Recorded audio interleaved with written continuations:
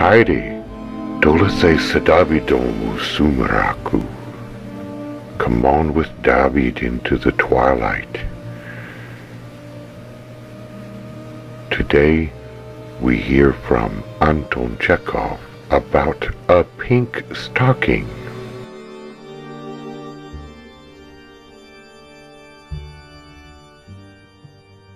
A dull, rainy day. The sky is completely covered with heavy clouds, and there is no prospect of the rain ceasing. Outside, sleet, puddles, and drenched jackdaws. Inside it is half dark and so cold that one wants the stove heated.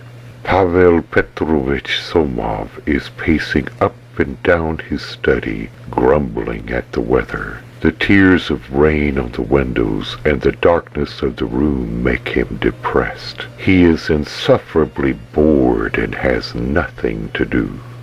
The newspapers have not been brought yet. Shooting is out of the question, and it is not nearly dinner time. Somov is not alone in his study. Madame Somov, a pretty little lady in a light blouse and pink stockings, is sitting at his writing table. She is eagerly scribbling a letter. Every time he passes her as he strides up and down, Ivan Petrovich looks over her shoulder at what she is writing. He sees big, sprawling letters, thin and narrow, with all sorts of tails and flourishes. There are numbers of blots, smears, and finger marks. Madame Somov does not like ruled paper, and every line runs downhill with horrid wriggles as it reaches the margin. Lidochka, who is it you are writing such a lot to? Somov inquires, seeing that his wife is just beginning to scribble the 6th page. To Sister Varya. It's a long letter. I'm so bored. Let me read it. Here, you may read it, but there's nothing interesting in it. Somov takes the written pages and, still pacing up and down, begins reading. Lidochka leans her elbows on the back of her chair and watches the expression of his face.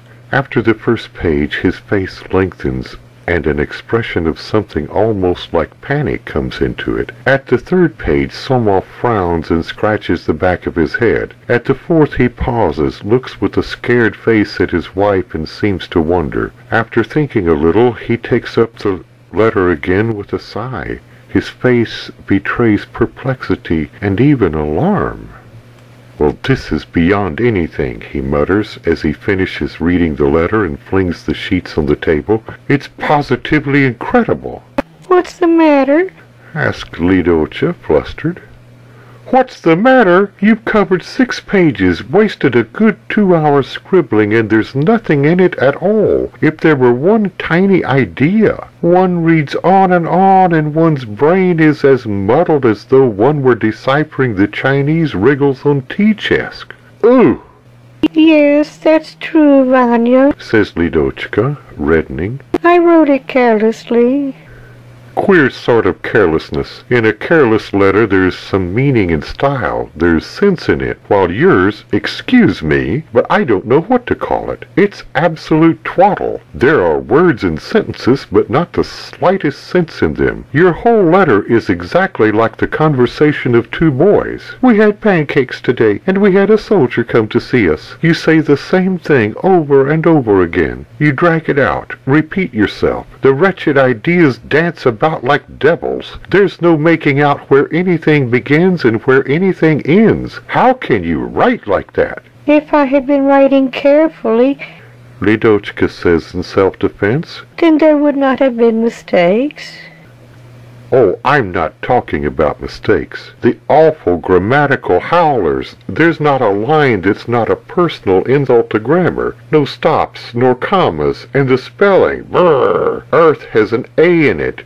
And the writing, it's desperate. I'm not joking. Lida, I'm surprised and appalled at your letter. You mustn't be angry, darling, but really I had no idea you were such a duffer at grammar. And yet you belong to a cultivated, well-educated circle. You are the wife of a university man and the daughter of a general. Tell me, did you ever go to school? What next? I finished at the Von Mebke's boarding school. Somov shrugs his shoulders and continues to pace up and down, sighing. Lidochka, conscious of her ignorance and ashamed of it, sighs too and casts down her eyes. 10 minutes pass in silence.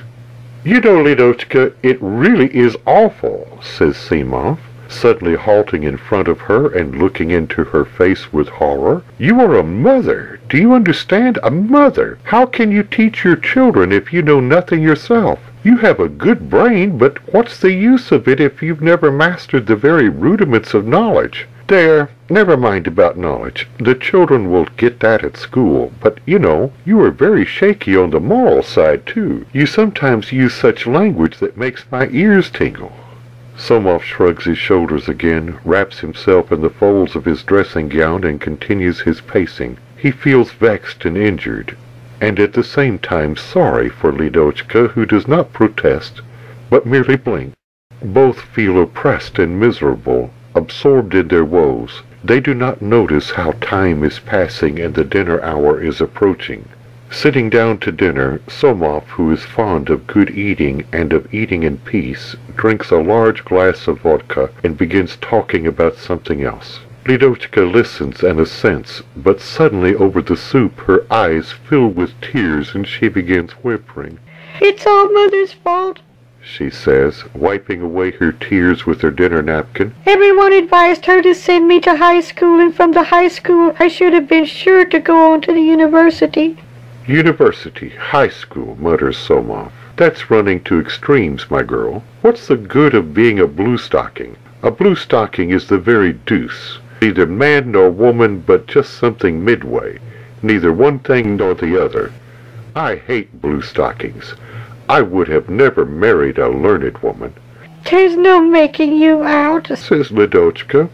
"You are angry because I am not learned, and at the same time you hate learned women. You are annoyed because I have no ideas in my letter, and yet you yourself are opposed to my studying." "You do catch me up at my word, my dear," yawns Somov, pouring out a second glass of vodka in his boredom. Under the influence of vodka and a good dinner, Somov grows more lively and soft. He watches his pretty wife making the salad with an anxious face, and a rush of affection for her, of indulgence and forgiveness, comes over him. "It was stupid of me to depress her, poor girl," he thought. "Why did I say such a lot of dreadful things? She is silly, that's true, uncivilized and narrow, but there are two sides to the question. An odiatur et altera pars. Perhaps people are perfectly right when they say that woman's shallowness rests on her very vocation. Granted that it is her vocation to love her husband, to bear children, and to mix salad. What the devil does she want with learning? No, indeed."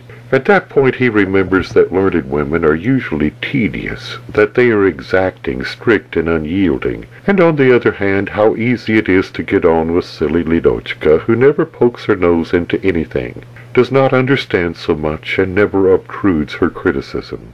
There is peace and comfort with Lidochka, and no risk of being interfered with.